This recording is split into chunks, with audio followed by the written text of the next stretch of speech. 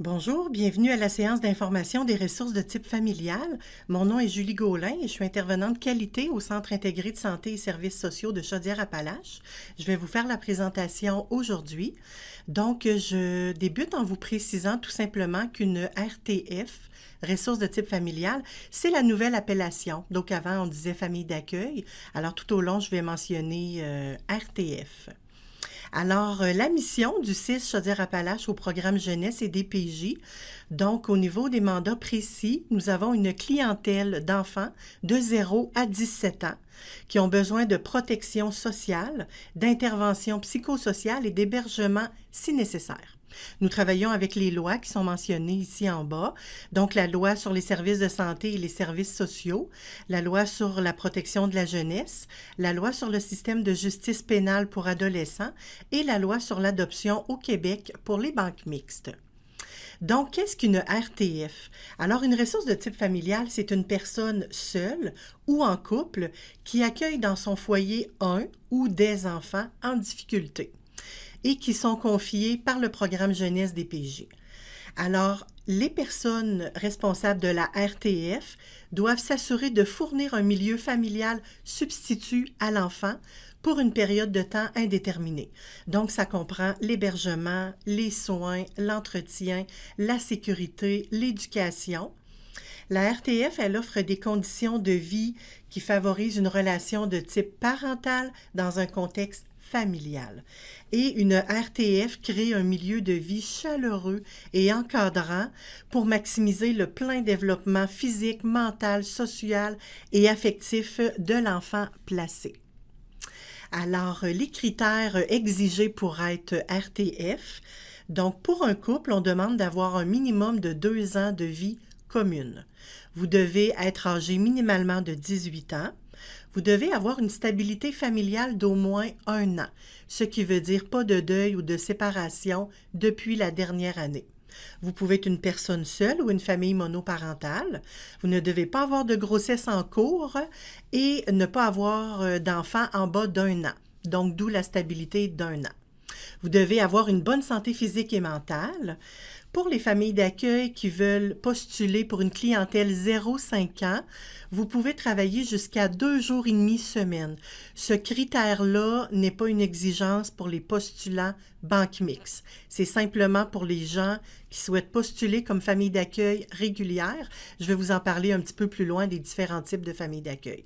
Donc, vous ne devez pas avoir d'antécédents judiciaires, aucun dossier en protection de la jeunesse, ni en LSJPA, ni en L4S au cours des 5 dernières années. Et vous allez devoir fournir une preuve de solvabilité et de responsabilité civile. Et il y aura des références qui seront demandées. Donc, aux professeurs de vos enfants, vos voisins, votre employeur, à votre médecin et à d'autres personnes également. Donc, il y a différents types de familles d'accueil. Pardon, de RTF. Alors, RTF régulière. Alors, une RTF régulière, ce sont des gens ou une personne seule qui reçoit des enfants de 0 à 17 ans qui vivent différentes situations ou qui ont différentes problématiques et c'est pour des durées variables. Donc, ça peut être à court, moyen, long terme. Une RTF régulière, c'est aussi un milieu substitut, chaleureux, apaisant, stable et sécurisant. Nous avons aussi les familles d'accueil de type banque mixte. Alors, ce sont des gens qui désirent adopter. Ils sont prêts à accueillir un enfant comme RTF, un enfant qui est peut-être pas adoptable dans l'immédiat, mais pour qui la probabilité qu'il le devienne éventuellement, ce n'est pas exclu. Et donc, pour les postulants pour RTF Banque Mixte, vous n'avez pas l'obligation là, de travailler jusqu'à 2 jours et demi semaine, puisque vous devez vous prévaloir du congé parental. Nous avons aussi les RTF adoptives. Alors, ce sont des gens qui reçoivent des enfants seulement dans l'optique de les adopter. C'est le seul désir, c'est le seul objectif, c'est très clair. Donc, soit nous avons les critères d'admissibilité à l'adoption, soit nous avons obtenu le consentement des parents. Et ces gens-là, c'est clair que c'est seulement pour une adoption. Les familles adoptives ne vont pas accueillir un enfant pour des courts et moyens termes. Donc, Voilà.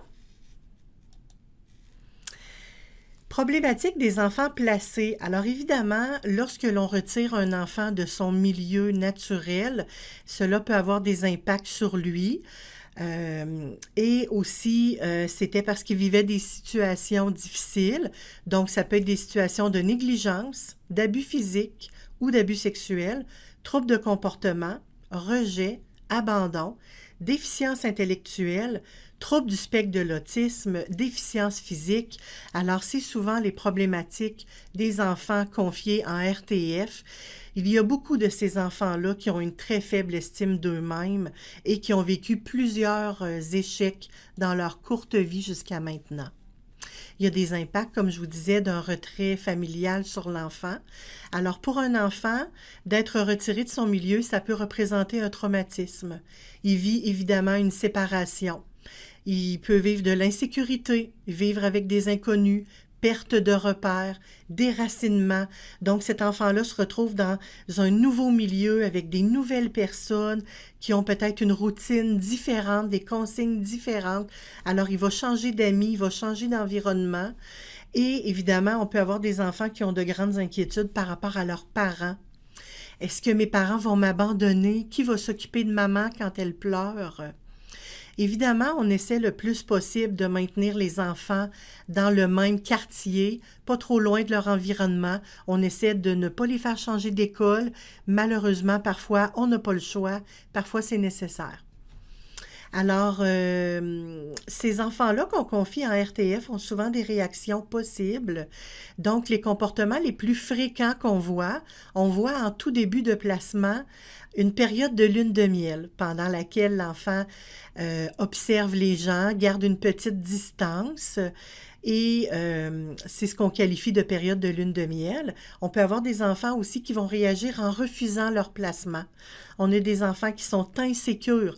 Alors, ils peuvent s'accrocher à vous comme ils peuvent en même temps garder leur distance. On a des enfants pour qui ça a des impacts à l'école, difficulté à se concentrer, ça peut mener à un échec scolaire. On a des enfants qui peuvent être agressifs, on a des enfants qui peuvent se retrouver en conflit de loyauté avec leurs parents et la RTF. Et nous faisons évidemment aussi certains placements d'enfants qui n'ont pas vraiment de problématiques majeures ou particulières. Alors, les besoins des enfants placés en RTF, ce sont des enfants qui ont besoin de sécurité, d'encadrement. Donc, c'est important de leur apporter une routine, une constance, de la cohérence, de la valorisation, stabilité, de la compréhension, de la patience, évidemment, de l'amour. Et il ne faut jamais oublier que les enfants à placement sont aussi créatifs, attachants, sensibles et intelligents. Nous avons aussi les parents qui présentent des problématiques et des difficultés dans leur rôle parental. Donc, nous pouvons avoir les parents qui présentent des problèmes de santé physique ou mentale, de la toxicomanie ou de l'alcoolisme, de la violence conjugale ou familiale, des capacités parentales limitées ou ils présentent une incapacité temporaire et de la négligence. Maintenant, les attitudes des parents face au placement des enfants, eh bien, ça arrive régulièrement que les parents sont collaborants et qui participent au projet de l'enfant dans la RTF pour le mieux-être de tout le monde.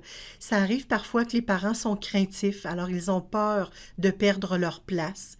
Nous avons parfois des parents qui sont très exigeants, étant donné que leur enfant s'est fait retirer de leur milieu, alors ils ont de grandes exigences par rapport au milieu qui accueille l'enfant.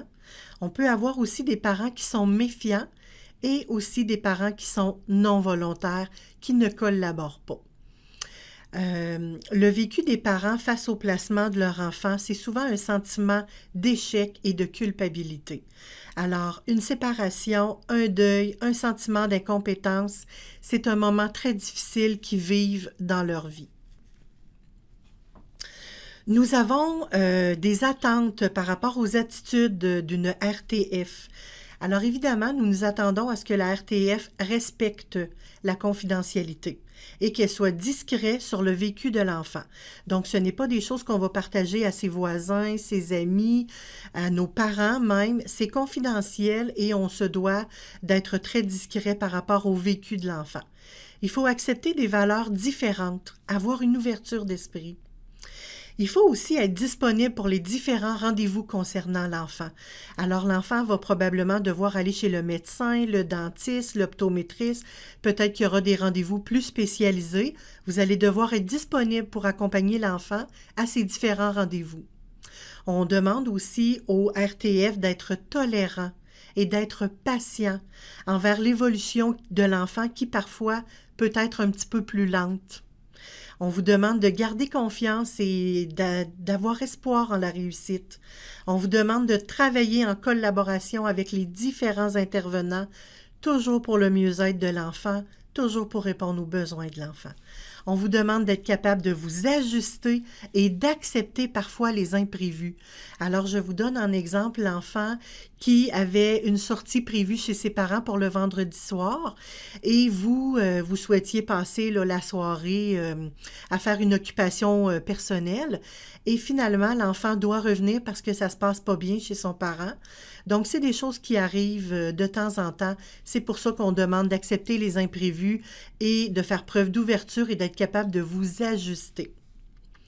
Également, on vous demande de communiquer avec l'intervenant de l'enfant toutes les situations difficiles qui peuvent menacer le développement ou l'intégrité de l'enfant.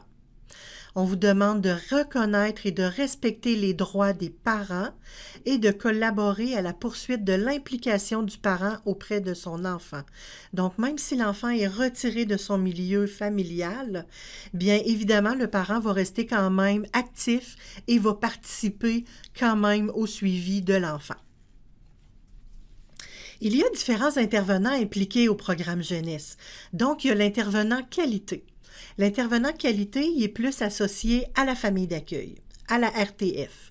Donc, l'intervenant qualité, il contrôle et s'assure de la qualité des services rendus par la RTF. Il s'assure de la conformité des normes, des exigences et des attitudes dans la RTF. Il supporte et vous conseille dans la gestion financière pour les situations reliées à l'enfant. Il y a l'intervenant de l'usager. Donc, l'usager, c'est l'enfant. L'enfant a un intervenant. Donc, c'est l'intervenant pivot. C'est lui qui fait le suivi. Il fait des interventions auprès de la RTF, de l'enfant, des parents. C'est lui qui élabore un plan d'intervention. Il assure aussi des visites de qualité rendues auprès de la RTF. Évidemment, l'intervenant qualité et l'intervenant usager collaborent ensemble aussi et se transmettent les informations nécessaires.